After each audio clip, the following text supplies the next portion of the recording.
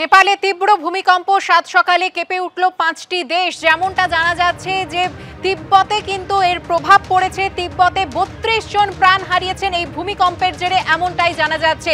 নেপালে যে ভূমিকম্প হয় তার তীব্রতা এতটাই ছিল যে রিক্টার স্কেলে তার মাত্রা 7.1। এই মুহূর্তে আমাদের প্রতিনিধি অরিত্রিক ভট্টাচার্য রয়েছেন আমাদের সঙ্গে, সরাসরি চলে যাব। অরিত্রিক, কি জানতে পারছো? তিব্বতে 32 জন প্রাণ হারিয়েছেন এই ভূমিকম্পে। এটা কিন্তু এখনো পর্যন্ত পাওয়া খবর এবং এই সংখ্যাটা আরো বাড়তে পারে এমন আশঙ্কাও রয়ে গিয়েছে। আমরা বারবারই যেটা বলছিলাম যে ভূমিকম্পের যে তীব্রতা রিক্টার স্কেলে যেটা পরিমাপ করা গেছে 7.1, সেটা যথেষ্ট বেশি এবং সেটার থেকে যে তরঙ্গ উৎপাদিত হবে সেটা কিন্তু যথেষ্টই প্রভাব ফেলতে পারে এমন একটা আশঙ্কা ছিলই। এবং সেরকমভাবেই দেখা যাচ্ছে যে তিব্বত যে রিজিয়ন সেখানে যে মৃতের সংখ্যা সেটা ইতিমধ্যেই 32-এ গিয়ে পৌঁছেছে এমনটাই সংবাদ সংস্থা জানাচ্ছে এবং সেটা আরও বাড়ার আশঙ্কা রয়েছে। এবং এই যে আমরা কলকাতা অবধি এই বিষয়টা অনুভব করতে পারলাম এবং তারও কারণ কিন্তু এই রিক্টার স্কেল এবং অবশ্যই দূরত্ব। যে জায়গায় ভূমিকম্প হয়েছে, যেটা দেখা যাচ্ছে নেপালের যে অংশে ভূমিকম্পের কেন্দ্র বা উপকেন্দ্র বলা হচ্ছে, সেখান থেকে কার্যত দার্জিলিংয়ের দূরত্ব 175 কিলোমিটার, কলকাতার দূরত্ব প্রায় 650 কিলোমিটার। তার ফলে ভূমিকম্পের তীব্রতা এতটাই ছিল যে সেই তরঙ্গ এত দূর অবধি অনুভূত হয়েছে। শুধুমাত্র উত্তরবঙ্গ বা দক্ষিণবঙ্গ অর্থাৎ রাজ্যের বিভিন্ন প্রান্তে নয়, ভিন রাজ্যে বিহারে, সিকিমে ভূমিকম্প অনুভূত হয়েছে। প্রতিবেশী দেশ ভুটান, বাংলাদেশ, সেখানে ভূমিকম্প অনুভূত হয়েছে। এমনকি চীনের দিকেও ভূমিকম্প যথেষ্ট তীব্রতায় অনুভূত হয়েছে এবং একটি ভূমিকম্প এবং তারপরে আরও 4টি আফটার শক, সব মিলিয়ে এই প্রভাব। মৃতের সংখ্যা আপাতত 32, সেটা বাড়তে পারে এমন আশঙ্কাও রয়েছে। ধন্যবাদ অরিত্রিক।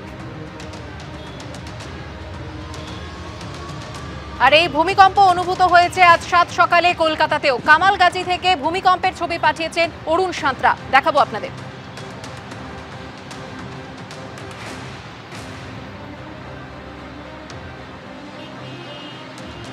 আর এরই পাশাপাশি আপনাদের দেখাবো কোচবিহার থেকে যে ছবি পাঠিয়েছেন আজিনুল হোসেন। ভূমিকম্পের ছবি ধরা পড়েছে তাঁর ক্যামেরায়।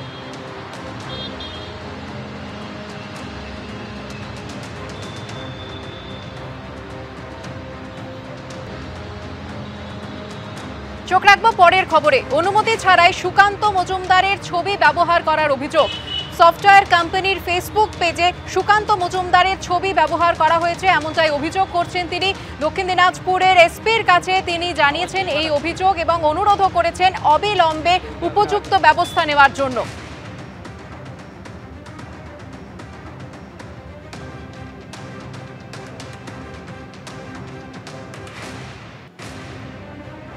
আমরা সোশ্যাল মিডিয়ার মাধ্যমে জানতে পারি যে আমার ছবি অবৈধভাবে ব্যবহার করে একটি অ্যাপে থেকে ঋণ দেওয়ার একটি প্রকল্পের প্রচার করা হচ্ছিল।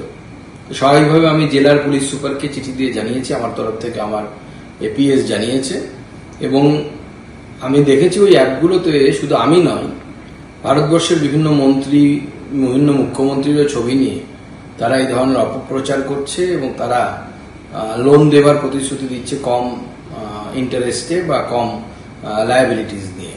স্বাভাবিকভাবে আমি এর কমপ্লেন করেছি। আমি আশা করব যে জেলা প্রশাসন এবং রাজ্য প্রশাসন এর উপযুক্ত তদন্ত করবে।